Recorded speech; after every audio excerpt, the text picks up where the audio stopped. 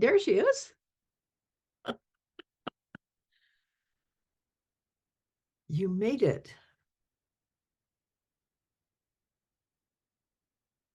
Hello. Hello, hello. Can you hear me? Yes, can you hear us? I don't hear you.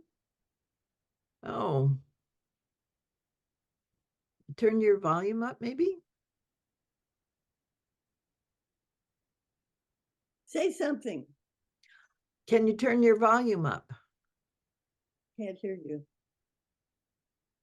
Chat. Oh, wait. It's me. It's me. Okay. Can you hear me now?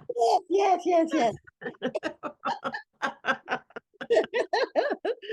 Good. Good. Oh, well, here we are. Yeah, Robert said he won't be here, and I haven't heard from Mark. So, Yeah, it's and always I don't know. I don't know if Daniel's going to make it or not. He's been invited. He would be interesting. He's a very strong philosopher, but just brilliant with the earth. He's got a whole method for he's a global thinker, so he has methods for regenerating globally. and his name is what? Daniel Mello something. Oops, there's Mark. Okay. So I did an interview with Daniel. So it's in the network in inspiring interviews. Um, and he's worth listening. The good stuff comes at the very end. I've been trying to coach him to talk more about what he does because he doesn't. He really hides. It's we all are in that. I'm in the same space, so I understand it. But I've been really encouraging him to talk more about what he's doing, and he's really starting to come out a little bit. He's an artist. He does great, really nice artistic things. But his brilliance really is around global regeneration processes. But he doesn't talk about that much. Daniel Mello. Yeah, I'll look him up. yeah, and he's in inspiring interviews. So there's an interview there just a few months ago. Good. Well, And good morning to you both. How are you? good morning, Mark. You still follow those rules? Good morning. And Did you growing up? yeah, I guess it is good morning for both of you, right? I'm the only one of us three on the East Coast. They're gross Yeah. Yeah. Also, dude, there's just things called Who's the person in the endogenous background terrestrial viruses, that which we are can't hear and stuff on? Yeah, you got background noise. So Okay. I am going to put in the chat a link that was put in HR this morning about an astrology workshop on Sunday. And I couldn't see whether there's a cost. Sometimes there is, but it won't be a whole lot. And she's talking about the changes in 2004 and the next year or so astrologically and how to navigate them.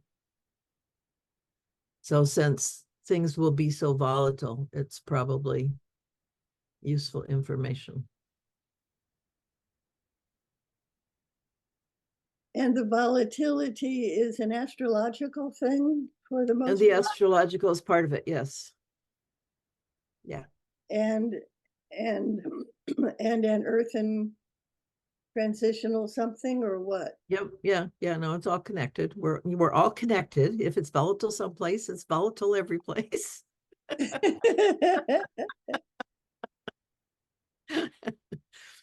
So yeah, no, we're in a very pivotal time. Today's HR was just really wonderful. There's a couple who've spent their whole lives talking to trees, and they just do amazing things. And so his whole thing is healing trees and teaching people how to heal trees. So they were talking today, and one of the things that he got to at the end was in his conversations with the giant sequoia, they are also telling him that their connection is with the universal energies. That's their role on the planet, is bringing that down through the tree system, through the plant system. And so he's starting to hear exactly the same kinds of things that Jim is discovering through his work with extraterrestrial aliens and their history here on the planet. So things are starting to come together in very interesting ways. So I don't have much background in that, much knowledge base. no, he's the plant, the tree whisperer.org, I believe. Let's see. I can put, because they just sent me an email also. They did a whole long, so today's Humanity Rising is worth a listen, very much so.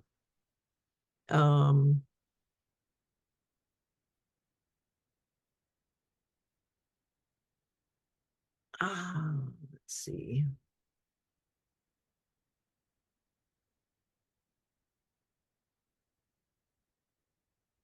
Hmm. I can get.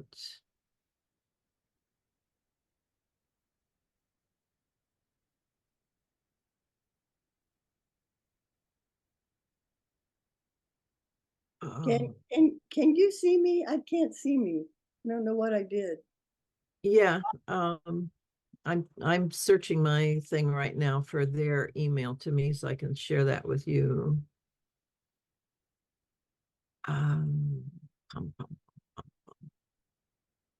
so it's Dr. Jim Conroy and Basia Alexander, the Biolia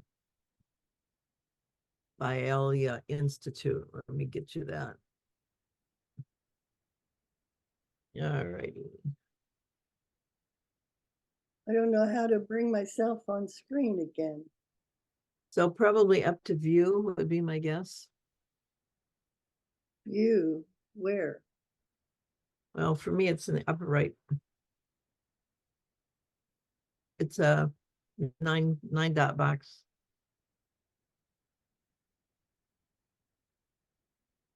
It could also be that you clicked on something else and it's one of the layers on your computer. Uh-huh. Well, back in a minute. So you have a dock, right, Ani? Yeah.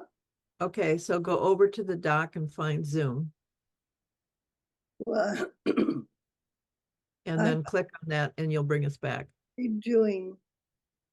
I should be able to. I'm redoing it.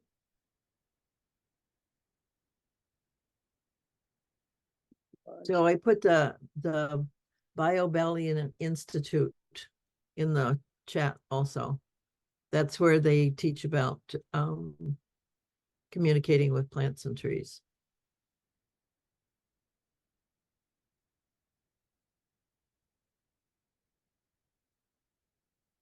So I submitted my proposal yesterday. I haven't heard anything yet, but the die is cast. To the mayor. You presented it to the mayor? Well, I sent it to the mayor. I haven't presented it yet. I asked for an appointment to present it. So she has the proposal, she has a letter of intent, and she has a page about me.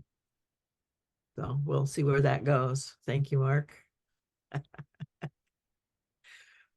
And that's kind of I've been thinking about the Coming Home Project, and the issue has always been purpose, because I've not been really clear what to do with the Coming Home Project. My first thought was to do a network of networks where people would come together and share what they're doing. That's really not happening. It may still happen yet, but it hasn't really happened so far. But I'm thinking to really focus more on change, which is something that I've done my entire life, actually, because I'm hearing a lot of people flummoxed by working with people who are really different. So there's whole things about understanding people and all of that. And I've got perspectives on that and models for that, so I can put that in there. And then we can bring forward other people's, pro-social is one way of looking at that. From a systemic viewpoint, from an exterior viewpoint, but there's lots of internal stuff too, which is also systems oriented actually.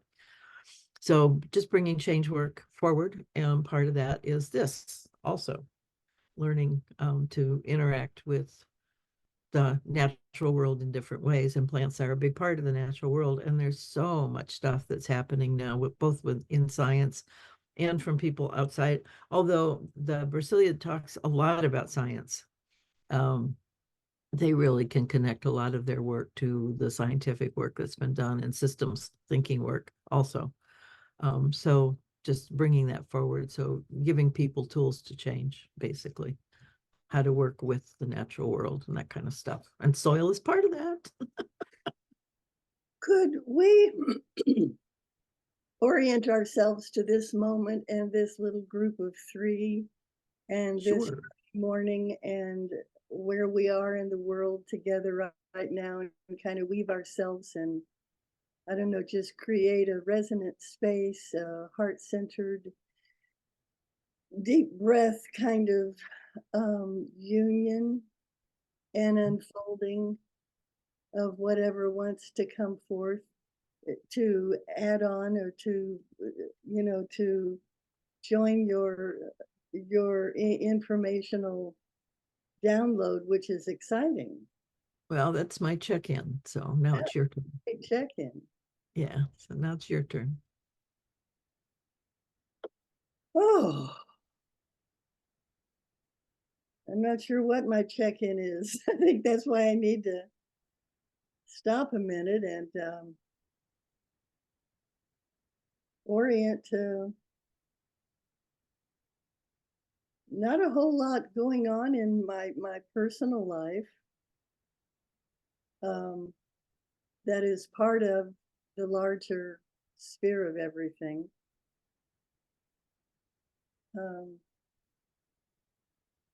I don't know, nothing's coming up. How about you, Mark? Oh man, there's lots of stuff. But maybe I'd point to somewhat on a thread that we've talked about before, which especially with you, Kathryn. It's hard to I understand. wasn't able to do like certain things on Instagram because I was busy. Let me know if this is better. Oh, way better. Yeah. Way better. So yeah, I'm continuing to engage with the pro-social world stuff, which has been interesting, and not too much more to say than that, but I'm sure I will moving forwards. And so I guess that's more from a practical perspective. And then something I was just sharing with a friend was on Tuesday I did a polar plunge, and the water must have been below 40 degrees. The what? Um, Polar plant? What? Polar plunge, so I Plunge. swim in the ocean. Polar plant. Plunge Polar plunge. You did a Mhm. polar plunge? into Yeah. cold water. Cold water. Oh, So the girl I'm seeing, Jessica, she talked me into it, and so we did that together on Tuesday. And that was pretty cold. So that's something that's in my presence at the moment. boy, that's a waking up of your cellularly. Yeah, it was very cold. And I guess if I was to say one more thing, I started working with a new person as a coach yesterday, so I have a new client, and it was an exciting first call. So I have some good energy around that. Nice. Nice. Oh, Yeah. Coaching is wonderful. It really is. Yeah. And sometimes slow. I have a client, I've been working with her for 3 years, and we did a Back to the Future backcast where she looked at her life in sections and to see the difference. And the difference happened when she started working with the coach, but it was really nice for her to see that and recognize how different it was, that she had made some big shifts. And they've been, oh, so small. I mean, because she's just so, yes, she just is she's got her own time frame, let's put it that way. And there've been a lot of ups and downs, but she's starting to see herself differently and her place in her life differently.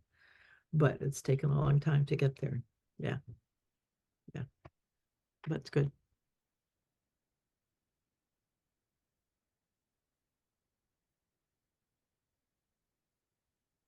Hmm.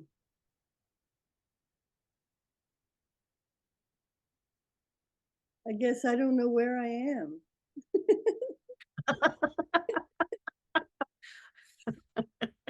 Where am Start I? with Santa Barbara and you can work out from there. Santa Barbara. I've taken my morning walk. I have my tea here. I haven't done breakfast yet. Yeah. But I don't know what I'm doing. I Mhm. don't know what I'm doing on the planet, what I'm doing in life. What to focus my energy on, what shape to give what to. Well, you might find today's HR interesting because of your interest in the planet and trees and stuff, and just to see what they're doing. And they have all sorts of tools and trainings and materials and stuff if you want to explore that. Because that's things you can do on your walk. You know, you can support the trees around you. I Just, touch them, I talk to them, I yeah. lean on them, I interact with them. Well, he will help you understand how to work with them so that they can heal if they're not healthy, and to recognize when they're not healthy, because it takes years to show that sometimes. So I they can, I just commune as I walk with all of yeah, the. well, you can improve that. You can deepen that if you'd like. I do improve it as I do what I do. Yeah. I mean, Okay, well, you're fine. You're fine. it is interaction. It is interaction. Yeah. Yeah. Yeah. And He's, and then I drop in the community room and tune into CNN, and it's like shit, the global, what's happening on the planet, different things, different. I don't know. We're not there yet. we're well, we're in process, like it or not, we're in process. yeah. Yeah. I'll check Jim Garrison out to today's, I'll Yeah. go on YouTube, I guess they have. Yes. Yeah. Yeah. Yeah. It's, let's see, what's today?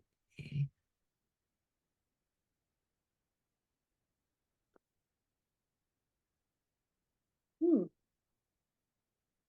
I wonder what Uh, happened today that I haven't processed. That So today is 8:47. So that's the one you want to look for. 8:47. What's that? That's the number of the days that they've been Oh, online. So this is the number of the day that would have that information.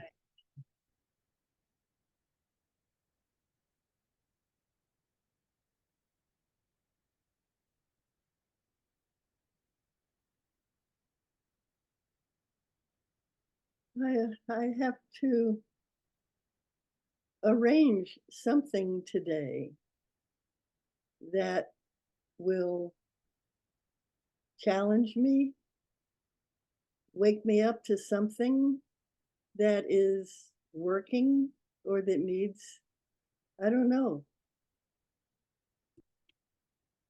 So go outside, take an inventory of your trees, see how many are healthy and how many are struggling.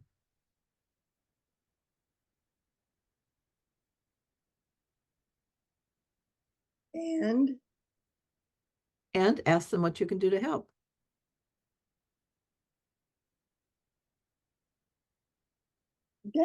that's I do that. I mean, I interact with, Well, you can interact with people. It's different than asking how to help and then helping them. That's a different kind conversation.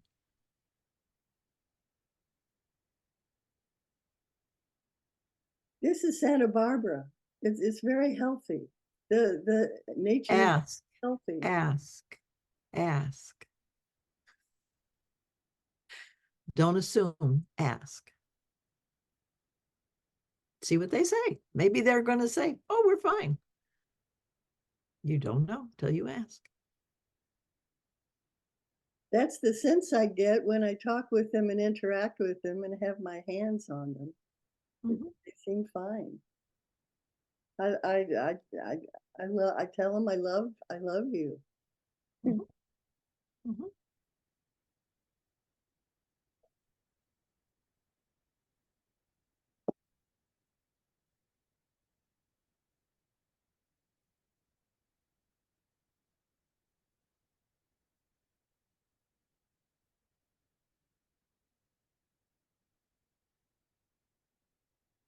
Maybe today is not a day for a deep dive. No. I just think it is so rich to understand how we are intrinsic and how important we are. We forget that. We, it's one thing to say hi, it's another to really be sensitive to the kind of unspoken things that are around us where people and plants and animals may not be as vibrant and robust as they might want to be. But just like humans, we don't say that. We don't talk about it. And if you ask how we are, we say fine. And truly, that's not true. So you've got to ask explicitly and subtly and carefully and caringly to really sometimes find out what's really happening, even though everybody's fine. Yeah.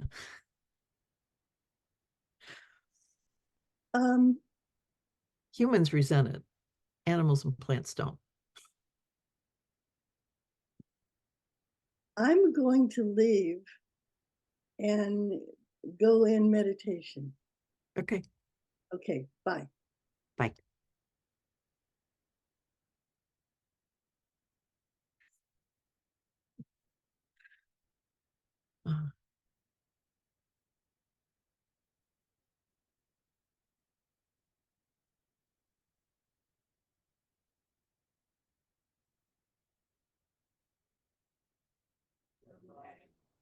What's life for you today, Kathryn?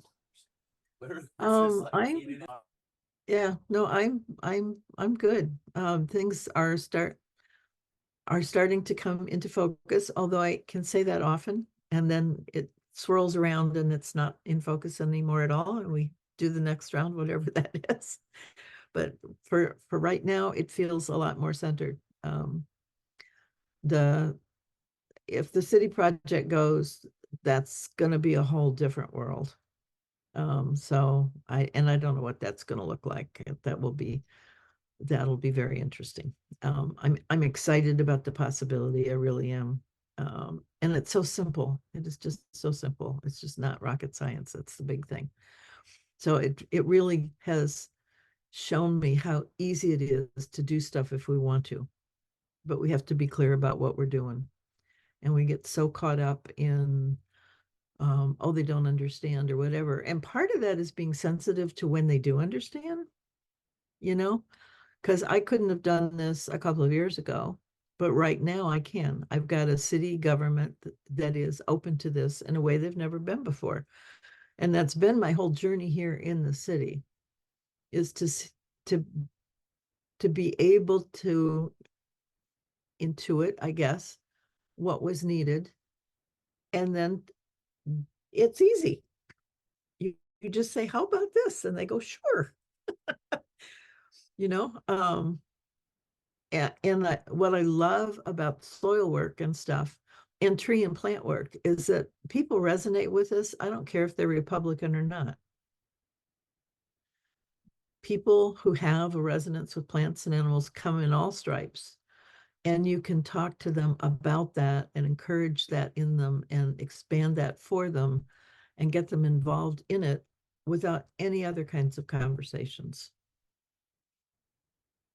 So I'm not talking anything about climate change. I'm talking about the fact that we need to have more water in the aquifer, which everybody agrees is true.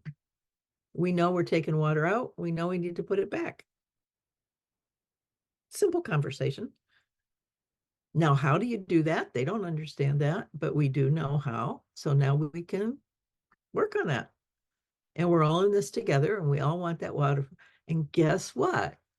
When we do that, we are re-enchanting our entire world. You know, and I'm not talking about that.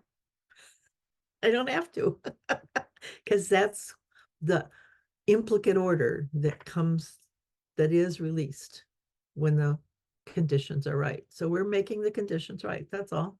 And then poof, it'll be there. Remind me of the context that you submitted the proposal in. Like, was there a request for proposal, or is this something that you're sort of doing at your own? No, I went to the mayor before she was elected and said, if you're elected, would you be interested in a proposal about composting to improve the soil? And she said, yes.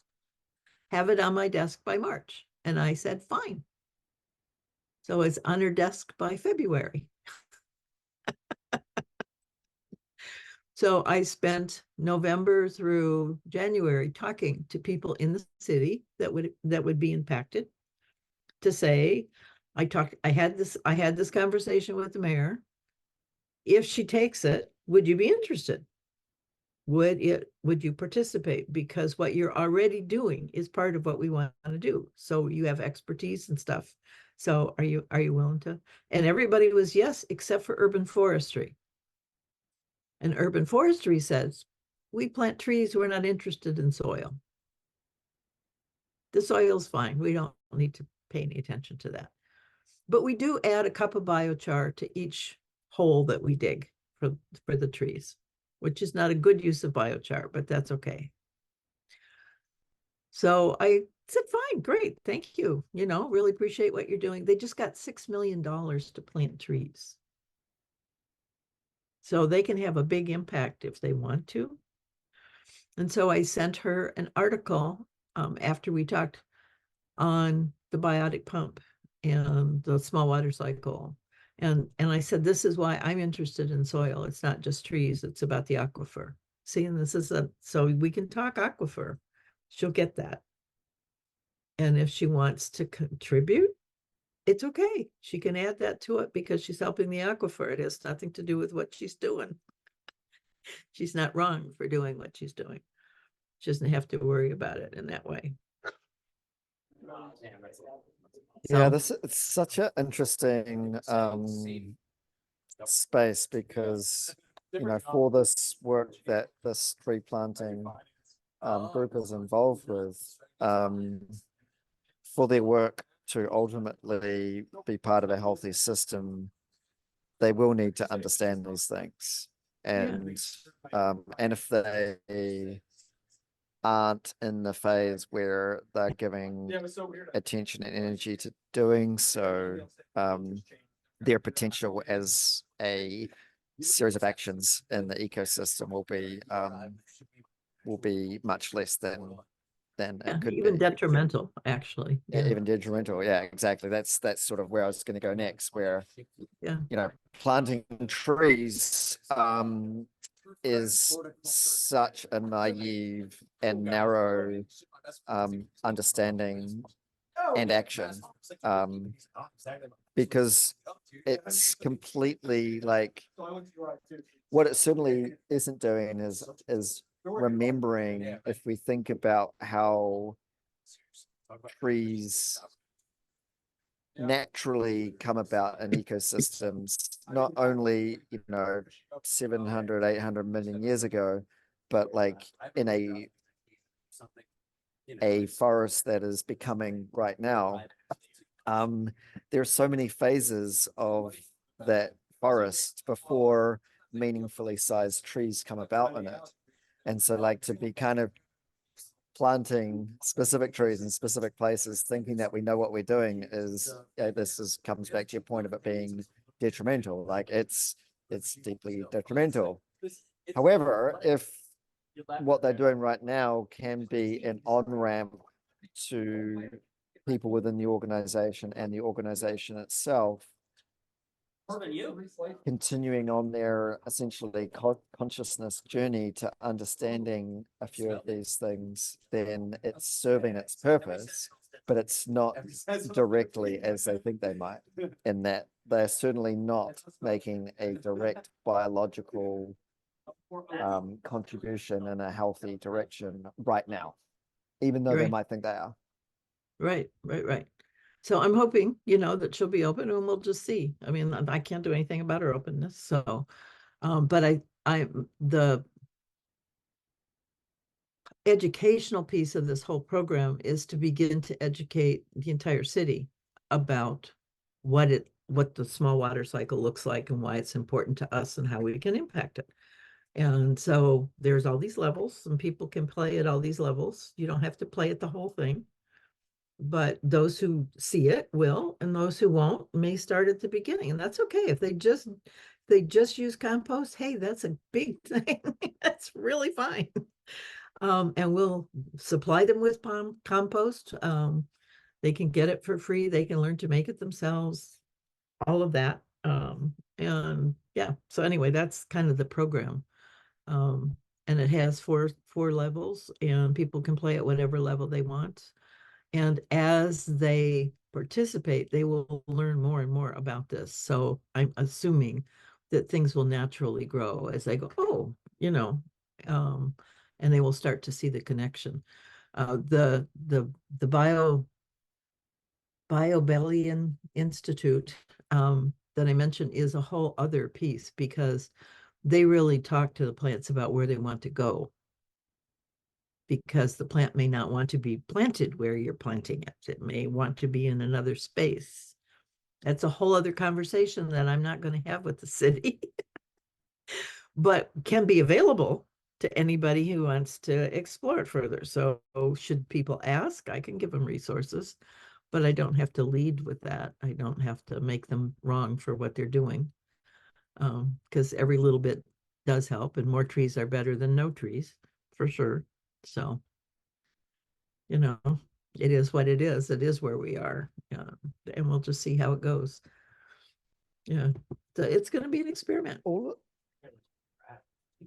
of these things that we're talking about and you're practically working on require capacity within individuals and organizations and essentially the whole town. To what degree, or how do you, I guess, hold that reality that if people are going to be stepping into a change process where they will be changing themselves, they will be doing different things to what they are right now, all of those things require different types of capacities within a person, but also for different people and for different organizations. How do you hold that, or essentially approach this in ways that can open up that capacity in people that they might not practically have or might not think that they have?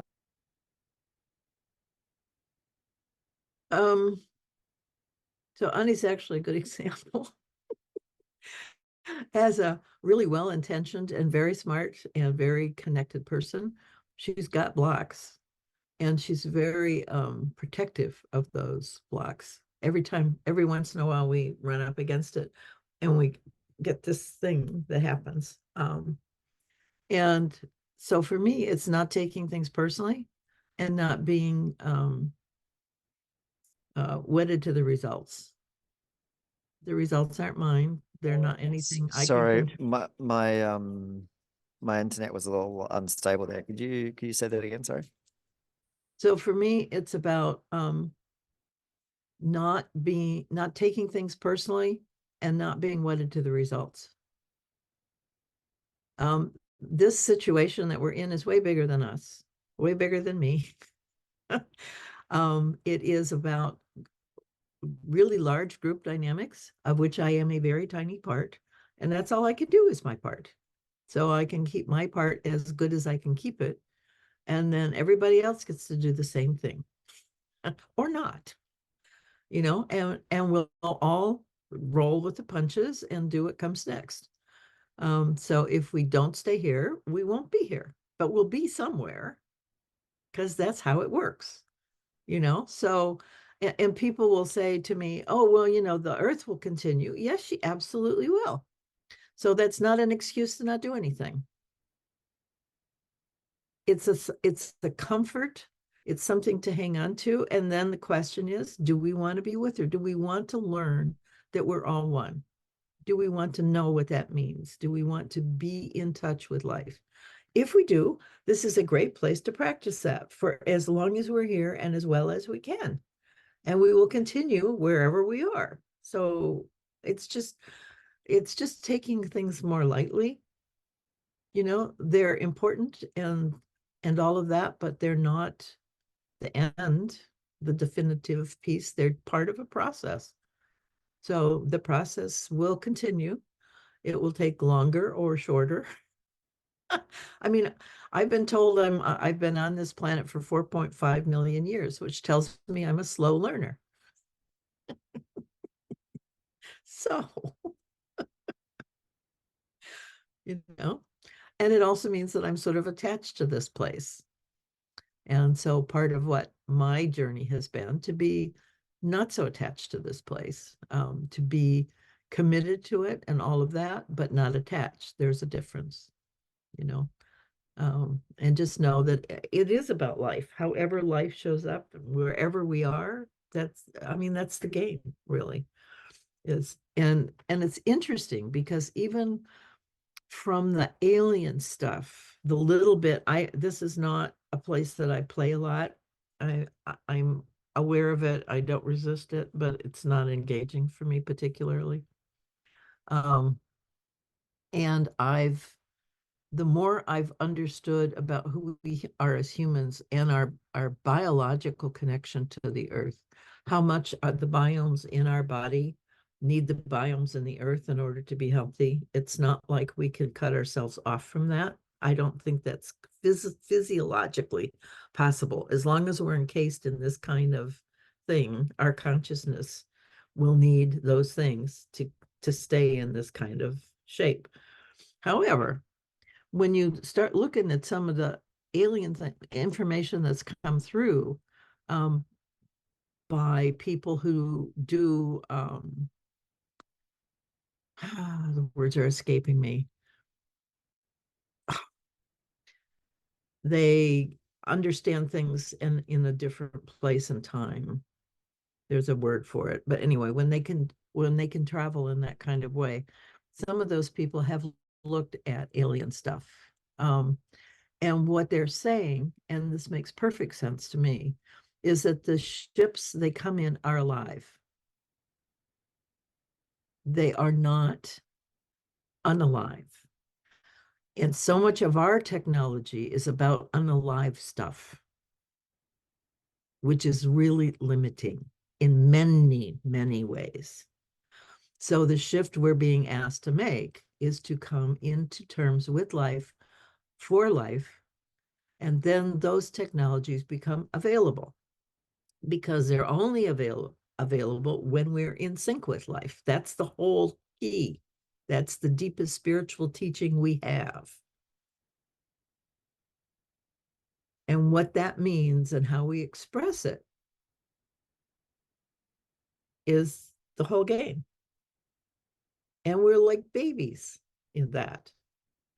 I mean, we've been told it and told it and told it for centuries. I mean, you can look in all sorts of places, poets and holy people and all of that, older religions, they all talk about it. The indigenous people all talk about it. They all have this poetic language that talks about this, but we don't do it. And it goes from taking care, which is an initial stage, to partnering. And we're being required, in my view, to partner to get out of this. The earth is a living being. She will respond to us if there's enough of us to talk to her that she can hear that conversation. Then together we can figure out how to be here together, should we want to. But we got to do the work. And it takes us to do that. I mean, we are important in that piece. That's what our job is. So learning to be one, to respect the life of others, of all other stuff, and then to figure out how we can play together is kind of exciting, actually. So we'll see if we do that. We're on the edge, whether we can enough of us can make that shift to keep us here is the big question. And I don't know, what it looks like. We don't know that. We are creating the path as we walk, for sure. Because it's not ever been done on this planet before.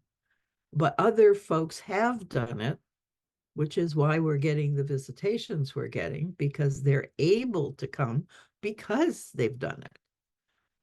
I mean, this whole thing about taking a metal box and throwing it through space is like, really? You can't do that. You know how long it takes, how it's just so clunky. And they are not clunky at all because they're working with what is. So here we are. But first we got to make sure that we can stay here and that there's enough life here to keep us here. I mean, that's our current job in my mind. I mean, it's been really interesting to me because I've gone from all this woo-woo stuff and hours and days of meditation and all that kind of stuff down to hands in the dirt because that's what has to happen here. If we want to stay, the planet has to be healthy. We don't have a choice. So we got to work on the planet. We're not working on all this other stuff. That'll come. But we have to make sure that our home is healthy, that we can breathe air, that the water is clean. We have to have that if we're going to stay. We don't have options. So hands in the dirt is, for me, where it is right now, period. That's the biggest, highest spiritual work we can do, is to bring health back to the planet and to learn how to do that and what that means and how important we are to that. I mean, that's a very humbling, I think, and a very spiritual understanding to really see how key we are to all of that. It's a very rich place to be.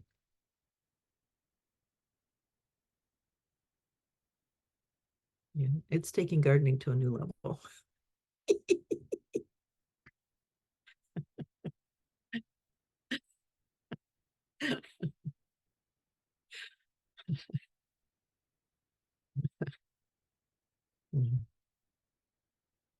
Yeah, and it's so interesting. I mean, because it's all about people, you know. Ani's reaction is not unusual. In the chat today, when we were talking about this, somebody said, well, this seems disrespectful to people who've spent their whole life gardening. And it's like, so expanding your ability to be better at something is being disrespectful? Is that true? But there are people who see it that way. That if I haven't been right all the time, I must have been wrong. Therefore, what you're telling me is that I'm wrong, and I don't like that. I don't know where it comes from, but it is one of the things we get to deal with. That's got to shift at some point. I had and it's been part of my many life history. I've had lots of experiences where I didn't understand that or didn't respect that in people. And to my detriment, trust me. And I still poke the pig. I still, because that's got to shift. And what I have learned actually, because from a past life, the group that was with me when I got disemboweled because I had the audacity to tell our leader that he was not being honest to his face in public, which was not a good thing to do. um, but one of those people really took that and experimented with it, and he shared his experiment with me when we were in Arizona. There has to be a lot of love around people to be able to face that in themselves. They have to know they're loved in spite of that, deeply and profoundly. And when you create that situation where the people around you love you no matter what, then it gives you the courage to face that and to overcome that shame and self-loathing that comes because you've misunderstood whatever that was. And Lynn Twist has a whole program for that. She's got circles of 8, she calls it, where people intend for each other. So she's not doing exactly this, but when you're in a circle of people who, if you have a fear of flying, and so they intend for you to not have that fear, to enjoy flying and all of that, and that happens for you, which she's got lots and thousands of stories, how overnight that changes. Suddenly you're free of that disbelief or belief. That's revolutionary. It really gives you agency. It gives you an understanding that you're cared for. It's just a beautiful piece of this that has to be there. We have to love each other through this stuff because that's really what it takes, instead of being resistant or angry or all of the other things that we get when other people do stupid stuff. Yeah, I mean, we got to love ourselves through it.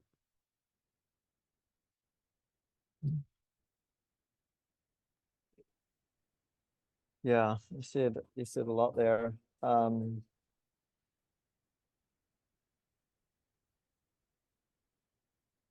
I think maybe the thing that still holds me in what you said is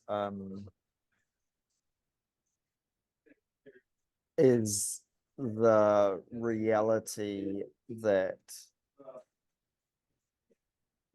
it really doesn't matter what people think or have done all of their lives in terms of its connection with us moving towards being in a healthy relationship on this planet, which is a non-judgmental statement, and very matter of fact, which is for any person to be becoming the person that does matter to that movement, they definitionally will be becoming a different person who is taking different actions. And so like we, obviously it is helpful to hold in many ways that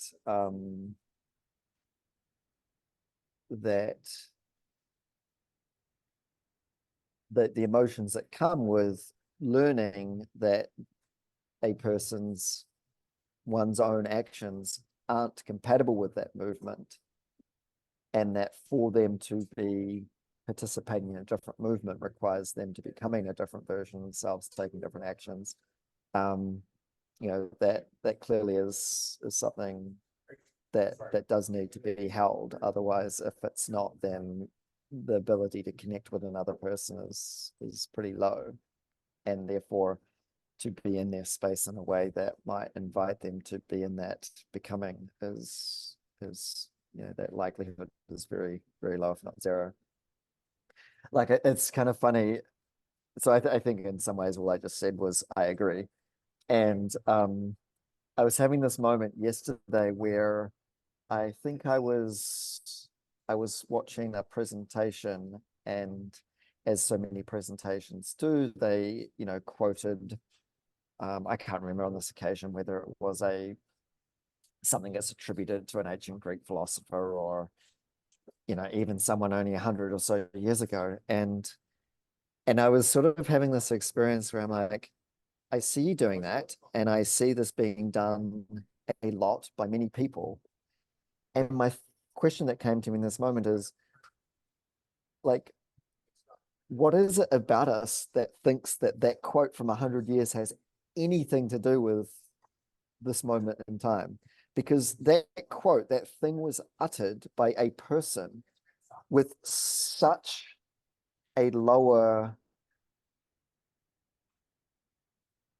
consciousness of our humanity on this planet than we're able to access now. I hold space certainly for them having access at an energetic level, but certainly not at a thinking level of the living world and understanding and having consciousness of how it is actually functioning in the systemic nature that we, in our progress of humanity in the last 100 years, have certainly not gotten a full comprehension of, but we have a greater consciousness of than we did 100 years ago. And so, like, I'm sitting here going, I understand why you're doing this, but I'm like really noticing the lack of usefulness of doing this, because we're trying to use, to support our case, trying to use things that people uttered from a much lower level of consciousness of our reality today, and missing the lack of relevance that these utterances have for what we are experiencing in this moment as, you know, me, Mark, you, Kathryn, us together, and this collective moment. So I think that's related. It's related to this idea of I've been gardening all my life. Why do I need to change? Just because, well, you've been gardening in an unenlightened, reductionist, mechanistic way, and that has consequences to our living world, because it essentially means we're bringing about or moving that in a mechanistic direction, and when we do that, we move it towards death. And so, like, there's no judgment here, Right. but If you don't want death, you got to do it differently. yes. Yeah. And so what this comes back to, sort of my question around capacity, this requires for people to becoming a different version of themselves and becoming a different person that's taking different actions, requires a sufficient capacity in all of their being, their internal psychology, and their participation in the social cultural world that we have, in their place and time in it, the ability to be moving, to be becoming that person, different actions, and this world we've created makes that very difficult. No, And so it makes it possible. It's the difficulty that makes it possible. Without that difficulty, say more. We wouldn't see the abrasion between where we are and what is. That's what difficult is, really. It's that abrasion between what should be and what is. And so it shows it up for us. So we get to see it, and then we can actually engage with it. Now, we don't always. We withdraw, or we withhold, or we make it wrong, or we do all those games. But that's really what difficulty means. It just means we're not in sync. And that brings up another issue, because we like difficulty. So there is actually a resistance to losing difficulty. Because if things are really easy, then they don't have value. I don't know how many people I've had tell me, oh, that's so easy for me. I can do that so simply. So I have to have a job that's hard. Instead of their gift is the easy part. That's why it's easy, because they really get it. And so they have a skill there. And instead of really bringing up that skill, that ease, that joy, they turn to something that's hard and difficult. So they're learning or whatever.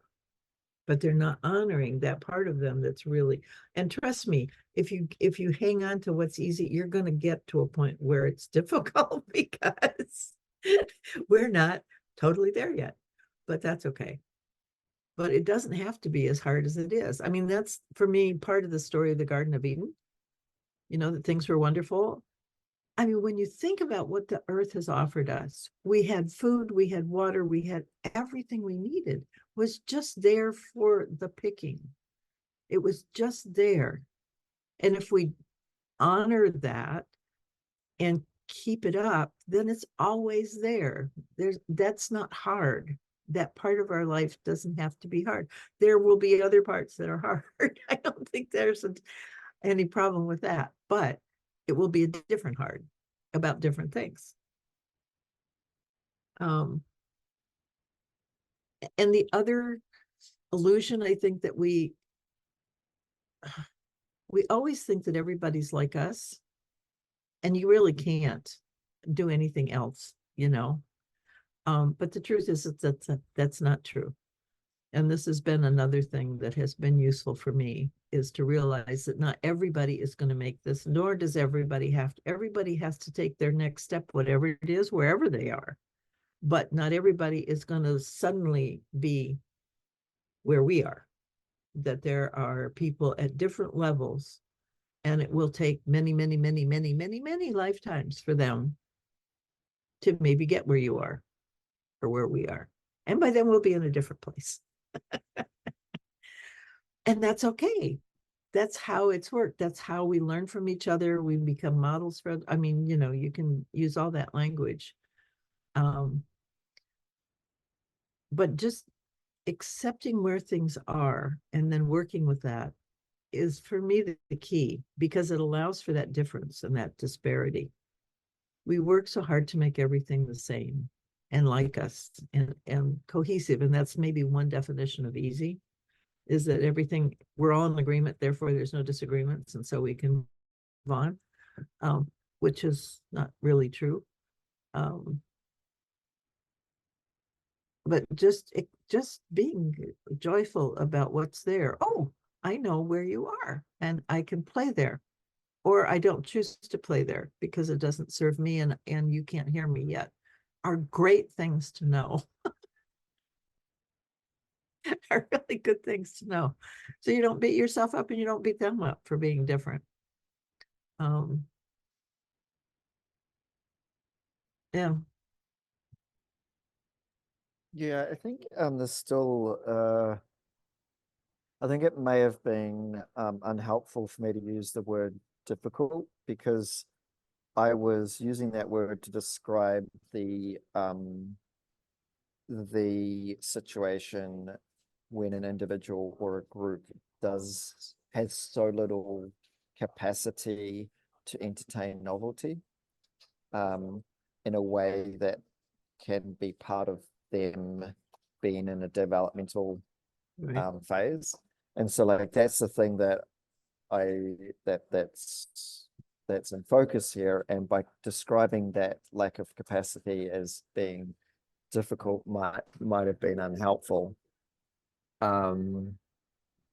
Because as you know, when we look at living systems, for them to be cognitive, for them to be observing, actually seeing novelty within their environment, and then having the ability to respond adaptively to that novelty, that requires a certain capacity internally to do that. And when that capacity isn't there, so, you know, in living systems, we could say that, you know, the environment in that case has gone out of the bounds of the environment that living organism can healthily express in. So it will Adapt or die. exactly, it will die. And so like you know, we have an environment for many people and many groups of people, which is in many ways, to not invoke the wrong word, it's an environment where they have very little capacity to be in an adaptive state within.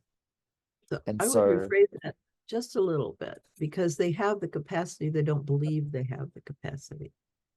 Which means they don't have the capacity. It's kind of like the same Well, thing. yes, yeah. Well, So it's it- different though, It it's is different. different, but because like they in still have that aggregate, agency. Yeah. And that's where, for me, the hope lies and the compassion lies and all of that, because they do have it. And at some point, and this again, where difficulty is a great thing, at some point, that difficulty will be important enough to address. And they will discover they can address it. Maybe not now, but at some point that will happen. yeah, at some point it may happen, but it may not be that person. Like it might be after them. Yeah. Um, Well, and I mean, see, I do believe that consciousness continues, and that once we form, that our form continues. We get to do all the lessons we need to do. So we will get it eventually. Yeah. yeah, I mean, I think saying that from a different source of knowing, there is no other possibility. If there is life on this planet, it will, and humans are part of it with the type of consciousness that we have. Like we get there or we're not here. There's no really, there's no real other possibility. Yeah. I mean, everything is only the way it can be right now. That's what Certainly. now it's all about. It is as perfect as it's going to get right now. Yep. The good news is that it always changes. Yeah. That might be the note to wrap on today as I move into the next thing. Well, it's nice to talk with you. Yeah, It's good likewise. to hear your thoughts. Yeah. Yeah. Appreciate that. Hmm. Do you have anything fun coming up? Perhaps over the weekend? Yes, actually, I do. What's fun for you? Yeah, I'm taking a friend out for pie or ice cream this afternoon. And then we're going to hear a play about Amadeus in which a friend is playing a part. So that both of those should be fun. Wonderful. Yeah, really nice. It was a gift too, so that's even better. Very sweet. Amazing. Yeah, my realtor is gifting me with tickets because he's in a play. Hmm. That's great. Wonderful. Yeah, well, wishing you How joy about with you? that. What are you doing for fun? Yeah, this weekend, yes, I'm in Newport, Rhode Island, where I'm living at the moment, and going up to Boston for the weekend, where my girlfriend lives, and we've got a few things planned, including some dance activities and Nice. a few things like that. So yeah. What kind of dance do you do? So this is something I haven't done before, but there is two. Well, I've done one of them before, but not in this context. One is it's called Five Rhythms, which I understand has sort of five different sort of exercises or parts to it. And then the second is ecstatic dance. Okay, very good. So Yeah. go along and see what comes up. Yep. Very good. Nice. We'll have a wonderful weekend. Thank you, you as well. I'll see you next week. Okay. Bye-bye. Bye bye.